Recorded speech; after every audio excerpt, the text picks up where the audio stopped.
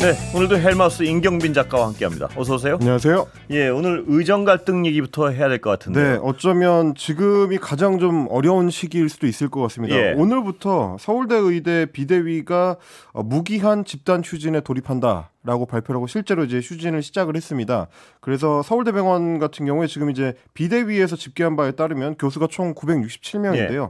그 중에서 54% 그러니까 529명이 휴진에 참여하기로 했다고 합니다. 예. 응급의학과 같은 이제 주요 이 핵심과를 제외하고 상당수가 참여하고 있다라는 게 지금 이제 비대위의 설명인데, 서울대병원하고 분당서울대병원하고 보라매병원 그리고 강남센터 같이 이제 서울대 의대 소속의 4개 병원에 해당이 됩니다.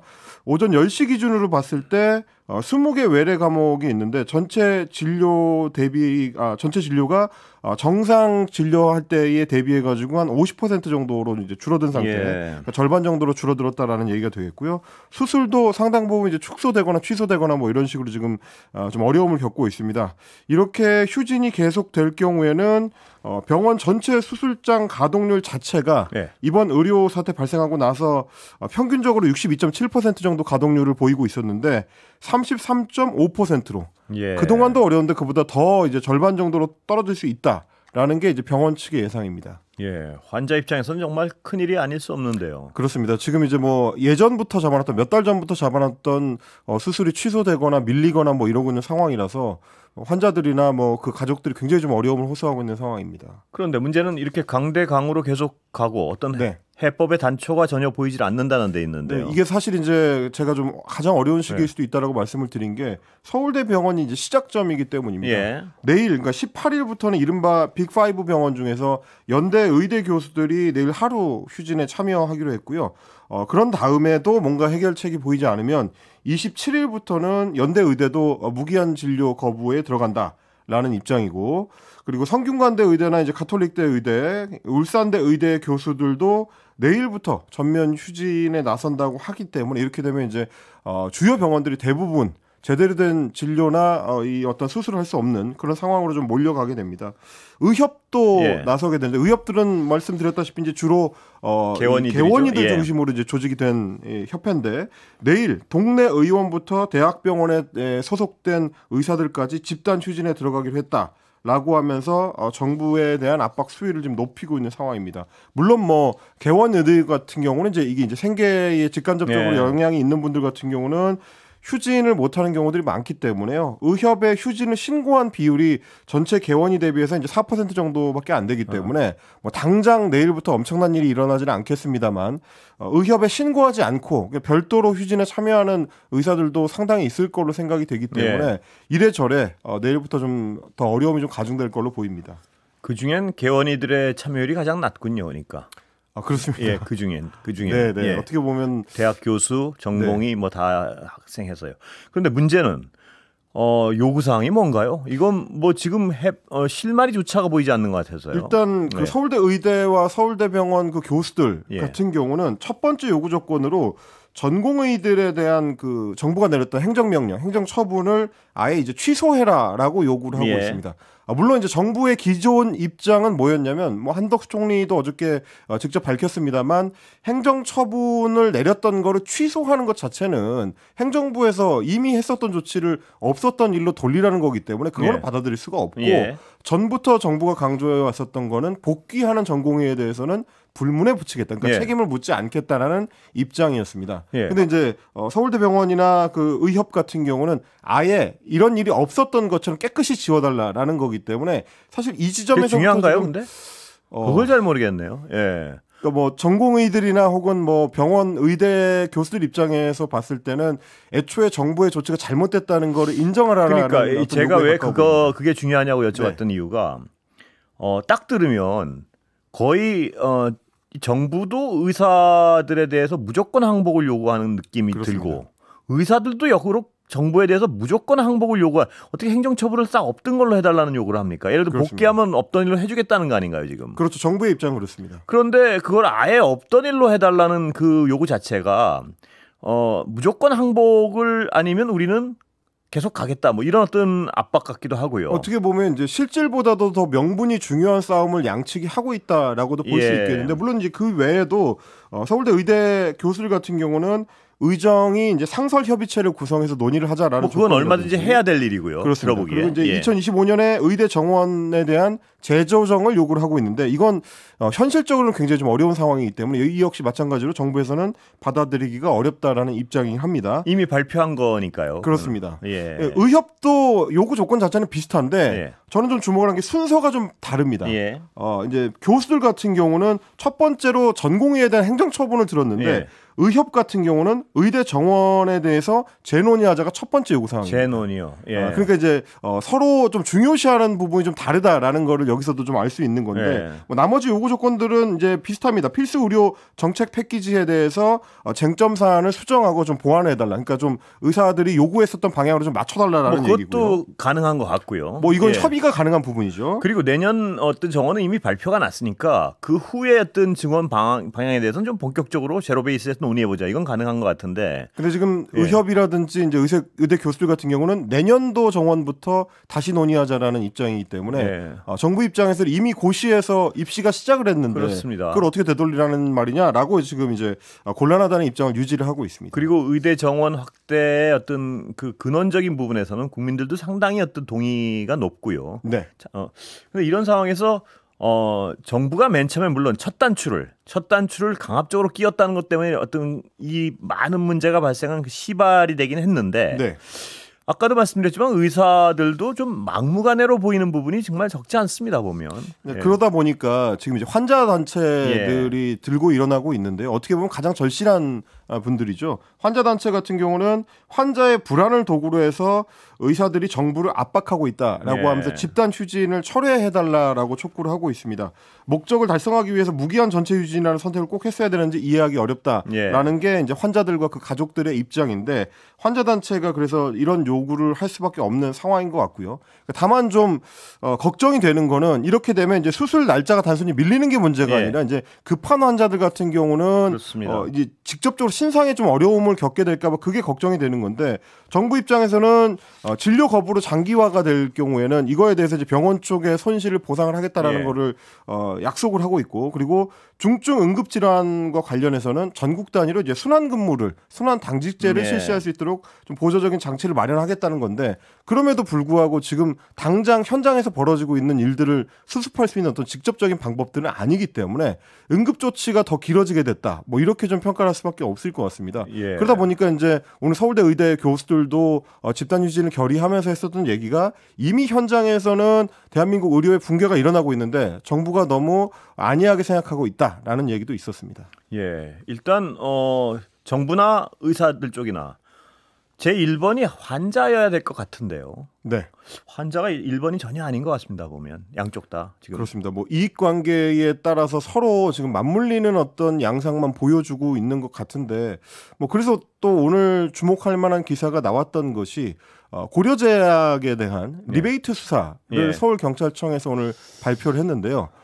대상되는 그러니까 리베이트를 받았다라고 의심받는 의사가 전국에 1,000여 명에 이른다라는 내용이었습니다. 뭐 의료 리베이트 사건 같은 경우는 매해 발생하는 거고 이제 경찰이 어떻게 보면 정기적으로 수사하는 내용인데 이번 경우처럼 1,000명 정도의 의사가 직접적으로 얽혀 있는 대규모 사건으로 이제 번지는 경우는 그렇게 많지는 않았었습니다. 근데 하필이면 또 시기가 집단휴직이 시작되는 시기에 맞춰서 수사 내용이 발표가 되다 보니까 이것도 결국 주로 이제 개원의들을 압박하기 위한 의협을 압박하기 위한 정부의 목적이 뒤에 깔려 있는 건 아니냐 뭐 이런 얘기도 나오고 이것도 있습니다. 이것도 잘못된 것에 대한 수사를 한다면 국민들이 누가 뭐라 그러겠습니까? 그렇습니다. 그런데 어떤 꼭 수사를 압박의 어떤 수단으로 쓸 때 그땐 당하는 단체 쪽에서도 반발이 심할 것이고 그렇습니다.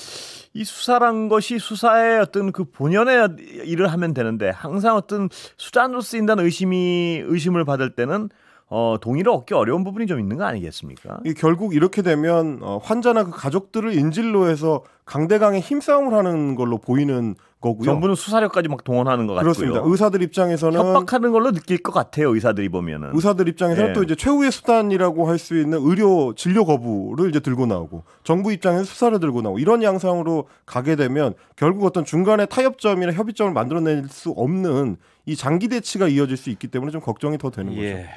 예. 다른 얘기 넘어가 볼까요? 네. 예. 이재명 대표가 검찰 수사에 대해서 상당히 어떤 격앙된 반응을 보인 것 네, 같은데요. 오늘 좀 강하게 반발을 했습니다. 최고위원 회의가 끝나고 나서 이제 마무리하는 순간에 추가로 이야기를 하면서 이야기를 꺼낸 건데요. 쌍방울 대북송금 쌍방울 대북송금 의혹과 관련해서 이제 검찰이 기소한 걸 두고 증거고 뭐고를 다 떠나서 삼척동자도 알 수 있는 상식에 어긋난 주장을 검찰이 하고 있다. 예. 이렇게 이제 비판을 했습니다. 그러면서 이제 이화영 평화부지사에 대해서 검찰이 하고 있는 주장을 반박을 했는데 이화영 전 경기도 평화부지사가 대북 특사 출신이고 대북 전문가였는데 북한에 현금을 몇십억씩 주면은 그게 유엔 제재 위반이라는 거를 몰랐겠느냐. 예. 상식도 아니고 그렇게 이제 북한에 현금을 주겠다고 약속했다는 게 말이 되겠느냐라고 예. 얘기하면서 그 사람이 무슨 바보냐, 정신이 나갔냐, 뭐 이런 식의 이제 강한 표현을 사용하기도 했고요. 그리고 이제 북한에 50억을 주기로 약속을 했는데 못 주니까 김성태 전 쌍방울그룹 회장한테 대신 내달라고 했다는 게 이제 검찰의 주장인데 그게 말이 된다고 생각하느냐라고 또 강한 어조로 비판했습니다. 북한에 가겠다고 돈을 수십억씩 대신 내달라고 하면 그게 뇌물죄고 중대범죄자인데 이화영이 그거를 모르고 요구를 했다는 것이냐라는 식의 이제 이야기를 했고요. 그리고 사실 이제 경기도가 북한에 뭔가 지원을 하려면 네. 도지사의 결재를 비롯해서 의사결정 과정이 몇 달씩 걸리는데 북한이 10월에 현금 지원 약속을 받고 11월에 왜 약속을 안 지키냐고 화를 냈다는 거는 앞뒤가 안 맞는다. 네. 뭐 이런 부분을 또 지적하기도 했습니다. 그러니까 북한도 남한 사정을 분명히 알 텐데 네. 정상적인 어떤 경로라면 그렇게 한 달 만에 요구할 수가 없단 말이죠. 그러니까. 그렇습니다. 예. 그러니까 이제 이런 부분들을 이제 검찰이 지금 제기하고 있는 어떤 혐의점에 대해서 이재명 대표가 이제 하나하나 이제 반박하고 있는 셈인데 예. 국민의힘 추경호 원내대표 같은 경우는 이제 최근 민주당의 움직임에 대해서 사법부를 무력화시키는 조치다라고 또 강하게 비판을 했습니다. 희대의 조작 사건이라고 했었던 이재명 대표의 발언을 옹호하기 위해서 예. 친명계 의원들이 나서고 또 이재명 방탄을 위해서 민주당 법사위가 나서고 있다. 이게 정상적 공당이라고 볼 수 있느냐라는 게 또 이제 국민의힘 쪽의 이제 비판 내용입니다. 예. 그러니까 어떤 이 수사 결과는 서로 어떤 재판에서의 공방을 지켜봐야겠지만요. 네. 국민들이 어떤 이 헷갈리는 부분을 그 팩트 부분은 다시 정리해드리면 한쪽의 주장은 쌍방울이 자신들의 주가를 띄우기 위해서 북한의 어떤 한 인사와 손을 잡고 그렇습니다. 돈을 송금하기로 약속하고 송금을 했고 어느 정도 네. 뭐 이런 내용이 한쪽 주장이고요. 그렇습니다. 한쪽은 이재명 대표가 방북을 하기 위해서 쌍방울에게 돈을 대신 건네달라고 북한에 얘기했고 그렇습니다. 그것을 범죄 혐의로 보고 있는 것이고요. 그렇죠. 어떤 쪽이 더 상식에 부합되는지는 한번 판단을 해보셔야 될 것 같습니다. 국민들이. 네, 이거는 뭐 네. 이제 재판을 통해서도 어차피 밝혀질 내용이니까요. 이재명 대표에 대해서는 이미 기소가 이루어졌기 때문에 예. 재판을 하는 과정에서도 중간중간에 나오는 내용들을 저희가 또 추가로 전달드리도록 하겠습니다. 예, 그러면서 어떤 판단의 기준을 잘 세워보시기 바랍니다. 국민들께서는. 네. 예.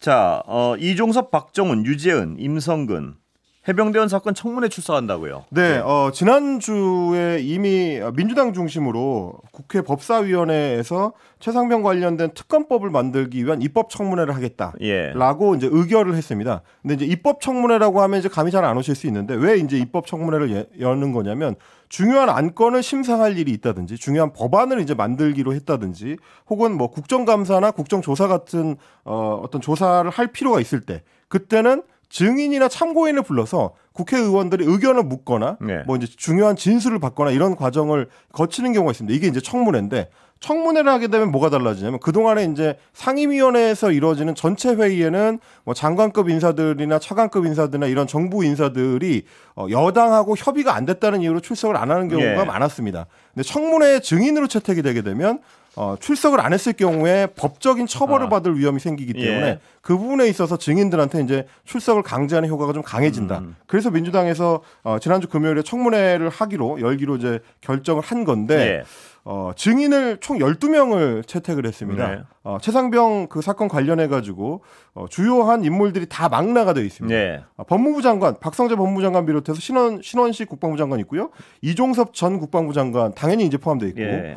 그리고 이 과정에서 해당 사건의 이제 그 진행 과정에서 전화를 유재현 법무관리관하고 여러 차례 통화한 걸로 알려진 이시원 전 대통령실 공직기강 비서관도 예. 포함이 돼 있고요. 임기훈 전 국가안보실 국방비서관도 포함이 돼 있고 임성근 전 사단장, 신범철 전 국방부 차관, 유재현 국방부 법무관리관, 예. 김계환 해병대 사령관, 그리고 박정훈 전 해병대 수사단장과 이용민 해병대 포 7대대장 이분 같은 경우는 이미 이제 입건이 돼 있는 상태인데 이런 인물들이 모두 이제 증인으로 채택이 됐습니다. 그리고 이제 오늘 증인들한테 이제 언론에서 그 출석 의향을 물어봤는데 대부분의 당사자들이 출석을 하겠다라는 입장을 밝혔습니다. 예. 그럼 여기서 상당 부분 어떤 여러 얘기가 나올 수 있겠는데요, 보면. 예. 그렇습니다. 일단 뭐 가장 주목을 받은 게 이종섭 전 국방부 장관 같은 경우인데요. 예.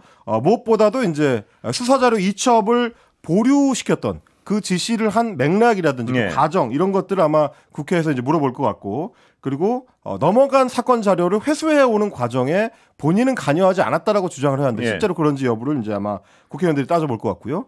그리고 가장 중요한 거 대통령하고 통화를 한 이유가 무엇이냐, 예. 어떤 내용으로 통화를 했느냐 이 부분들을 아마 집중적으로 제기하게 될 거로 보입니다. 예. 어쨌든 이종섭 전 장관 같은 경우는 출석하겠다라고 하면서도 이 청문회가 정당성에는 문제가 있다라는 이제 의문 제기를 하기도 했습니다. 그러니까 우회적으로 출석을 시키기 위해서 청문회라는 형식을 빌려온 것이다라는 네. 취지이긴 한데 어쨌든 출석해서 당당하게 있는 그대로 말하겠다라는 입장을 밝혔고요. 박정훈 전 네. 수사단장 같은 경우도 청문회를 통해서 이제 그동안 언론에서만 얘기가 됐었던 소위 이제 VIP 경로설에 대해서 본인이 직접 증언을 내놓을 예정이라고 합니다. 예. 그리고 또 한 명의 이제 주요 인물 임성근 예. 전 해병대 1사단장도 출석하기로 했습니다. 청문회 증인 중 한 명으로 선정이 됐고 법이 정한 대로 출석을 하겠다라고 입장을 밝힌 상황입니다. 언제 한다면 언제부터 시작되나요, 이거는? 일단 지금 예정돼 있는 거는 오는 20일이고요. 예. 금요일에 지금 열릴 예정입니다. 예. 이 출석하는 사람들의 면면을 보면 대단히 어떤 진실을 확인하는데 상당히 도움이 될 것 같은 청문회가 될 가능성이 높은 것 같습니다. 뭐냐면 임성근 전 사단장 이런 사람들 얘기를 직접적인 얘기를 좀 들어봐야 될 것 같아요. 그렇습니다. 예. 그리고 이제 유재현 법무관리관 예. 같은 경우도 이제 출석을 하기로 했는데 이 인물들이 한 자리에 모인다는 게 중요할 걸로 그렇습니다. 보입니다. 예. 말씀하셨던 것처럼 사실 이제 기존에 김계환 해병대 사령관 같은 경우는 박정훈 전 수사단장하고 공수처에서 이제 대질 신문을 하겠다라고 했을 때도 이제 그걸 거부했었거든요. 예. 근데 이번 청문회에 출석을 하게 되면 본인이 원하든 원하지 않든 사실상의 이제 대진 신문 효과가 이제 발생할 거고요. 예. 그리고 유재훈 법무관리관 같은 경우도 이 사안에 있어서 굉장히 좀 핵심적인 역할을 많이 했습니다. 중간에서 이제 대통령실로부터 걸려오는 전화를 받고 그거를 국방부 장관이나 혹은 이제 해병대 쪽에 전달하는 역할을 했었기 때문에 이 인물이 어떤 이야기를 하는지에 따라서 그리고 이제 그 자리에 참석한 이종섭 전 국방부 장관이나 임성근 사단장이나 김기현 사령관이 또 여기에 맞서서 어떤 얘기를 하는지에 따라서 진실의 어떤 단면을 읽을 수 있는 그런 기회가 될 수도 있을 것 같습니다. 그리고 제가 가장 궁금한 것 중에 하나는 임성근 전 사단장이 도대체 무슨 명령을 했는지에 대해서 뭐라고 변명을 할지가 굉장히 궁금합니다. 그렇습니다. 상대라고 할 수 있는 대대장도 출석을 하니까요. 예. 오늘 여기까지 듣겠습니다. 지금까지 임경빈 작가였습니다. 감사합니다. 고맙습니다.